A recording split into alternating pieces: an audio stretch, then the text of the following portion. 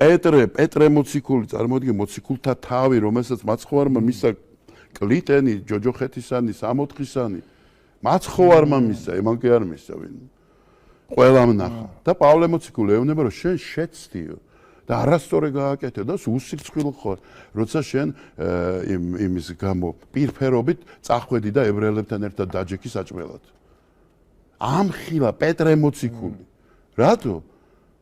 პეტრე მოციქულს თაყვანი კი არ დაუწყო. პეტრე მოციქულს კი არ ქრისტეს ეთაყვანება და როგორც კი აცდა ადამიანი ქრისტეს, აი თომას მოციქულის ისა რა არა მე უნდა მოვკიდო პეტრემ კი მითხრა, მაგრამ მე უნდა მოვკიდო ის ხელი. მე უნდა გავატარო ჩემ კრიტიკულ აზროვნებაში. და როცა დაინახა რომ პეტრე მოციქულს ეხამუშება, იმიტომ რომ ებრაელია თვითონ ებრაელები მოვიდნენ, ებრაელი ქრისტიანები. და აქეთ წარმართი ქრისტიანები არიან და ტრაპეზობენ.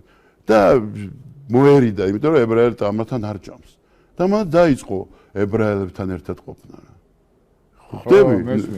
და იმ წუთშივე უთხრა ეს რა გააკეთეო? შეინანა. რა გონია? იმიტომ იყო მართლა დიდი პეტრე. იქვე შეინანა.